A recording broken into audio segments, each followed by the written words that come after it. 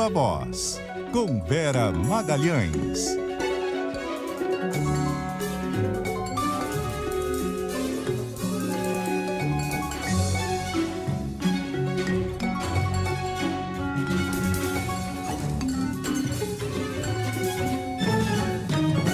Vera, boa tarde para você.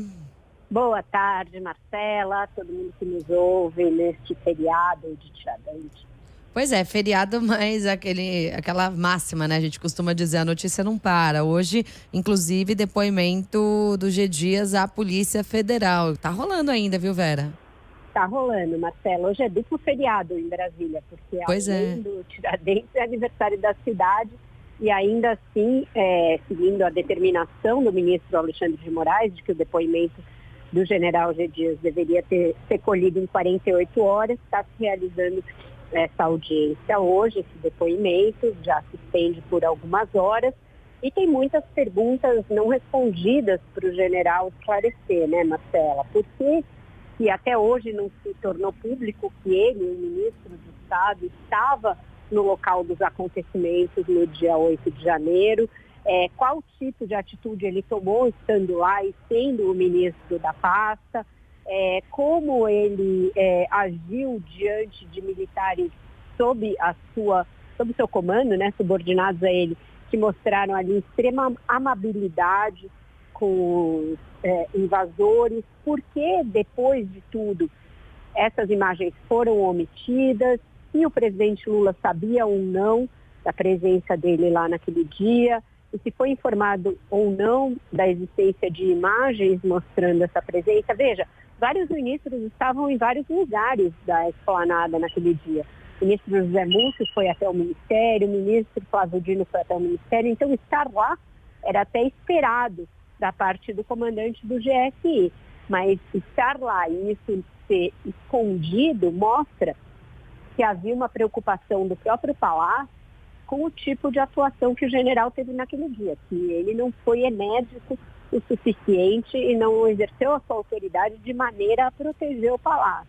Então, tudo leva a crer que o Palácio tentou blindar o general das investigações e de cobranças por tudo que aconteceu. O Lula, desde sempre, mostrou que estava muito contrariado com a configuração do GSI, tanto que começou a mudar várias coisas, a sua segurança passou à Polícia Federal, mesmo a área de inteligência começou a ser pulverizada, ele adotou uma ideia de limpar aos poucos do bolsonarismo o Gabinete de Segurança Institucional, que era comandado pelo general Heleno, mais bolsonarista dos bolsonaristas.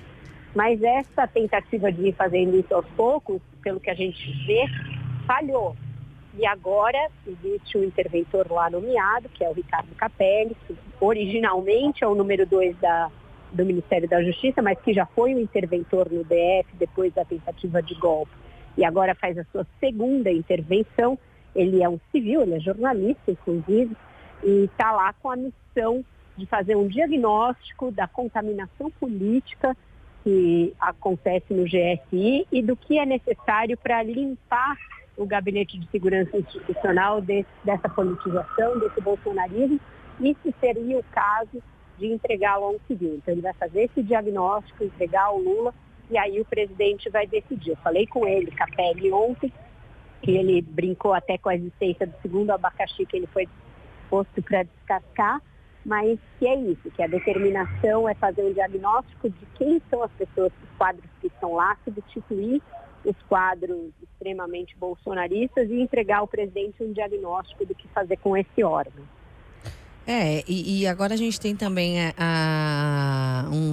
uma questão levantada pelo Estadão, o Jornal Estado de São Paulo, com relação às imagens, né? Que houve uma tentativa de certa forma, se esconder essas imagens que acabaram sendo vazadas do chefe do GSI. Foram vários pedidos de divulgação dessas imagens por meio da Lei de Acesso à Informação que acabaram sendo negados, né? Aparece nitidamente uma tentativa de blindagem do general, né, Vera? É importante esclarecer tudo isso. Exato. A CPI vai ser uma oportunidade para esclarecer muita coisa, né, Marcela? Tem essa tentativa aí, que a meu ver não vai ser bem sucedida, dos bolsonaristas de inverter uma narrativa e tentar responsabilizar o governo por uma tentativa de golpe que foi eminentemente bolsonarista. Era o Bolsonaro que vinha negando o resultado das eleições, ficou descredenciando o sistema de votações o tempo inteiro, ao longo dos 4 anos de mandato. Ele criou todo o clima, insuflou as pessoas a irem para aqueles acampamentos, a permanecerem lá. Esse golpismo foi sendo cevado pelo ex-presidente da República e pelos seus familiares e apoiadores ao longo de 4 anos. Então, essa narrativa não vai dar para ser invertida. Então, a CPI vai esclarecer muita coisa, esclarecer as linhas de financiamento, quem foi que idealizou aquele ataque à sede dos 3 poderes e também o que o governo falhou em proteger os prédios, se falhou ao não levar a sério as ameaças que havia e os vários alertas que havia em redes sociais de que estavam preparando um golpe naquele dia. Então, Marcela, acho que isso tudo vai ficar muito claro ao longo das investigações. E agora um novo desafio vai ser a reconfiguração do GSI, né, Vera? Quais serão as prioridades neste momento? Isso que eu falei na conversa com o Capelli, ficou muito claro que eles estão numa dúvida, né, do que fazer com esse órgão. Eles não sabem se ele vai ser mantido sob comando de um militar ou se ele passa para um civil, seu comandante, que seria bastante estranho, porque o GSI é, na verdade, uma evolução do que foi a Casa Militar anteriormente. Seria estranho ser comandado por um civil, mas eles têm aí muito temor de que essa contaminação bolsonarista faça com que o órgão fique funcionando como um infiltrado dentro do próprio palácio, pegando informações sigilosas, informações de Estado e repassando para o bolsonarismo. O próprio vazamento do vídeo mostra que lá dentro ainda tem gente atuando contra o governo, né? Era um vídeo que eles queriam manter reservado, mas que vazou, provavelmente por obra e graça de um bolsonarista que está lá dentro. Então, tem muita incerteza quanto ao destino desse órgão. O ministro da Defesa, José Múcio, está tentando fazer com que seja mantido entre militares para dar um gesto de confiança do presidente Lula para os militares. Mas não será algo simples. Vai ser arbitrado pelo próprio Lula quando ele voltar da viagem da Europa, me disse o Capelli.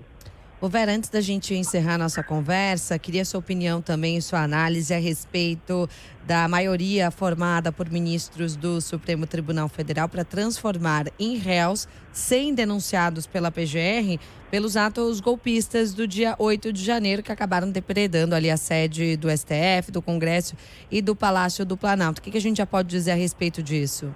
Era esperado inclusive esse placar de 8-2. Eu achei que eles deveriam ter feito, inclusive, essa decisão sobre torná-los réus ou não em julgamento aberto, pela gravidade desse fato e a gravidade de toda essa investigação. E eu acho, Marcela, que esse vazamento do vídeo com o general Gonçalves Dias e essa tentativa de dizer que isso mostrava que era, de alguma maneira, culpa do governo que aconteceu em nome dos bolsonaristas, foi uma tentativa de fazer um fogo de encontro para esse noticiário que é muito grave para o ex-presidente Jair Bolsonaro e para todos os seus apoiadores. Vão virar réus, vão enfrentar um julgamento no Supremo Tribunal Federal. O próprio Bolsonaro vai depor na semana que vem. Então, tem muita coisa preocupante para o bolsonarismo prestes a acontecer. Daí porque, inclusive, alguns bolsonaristas com um pouco mais de tutano na cabeça estão começando a se dar conta de que todo esse auê deles, vamos fazer a CPI, na verdade pode ser um tiro no pé.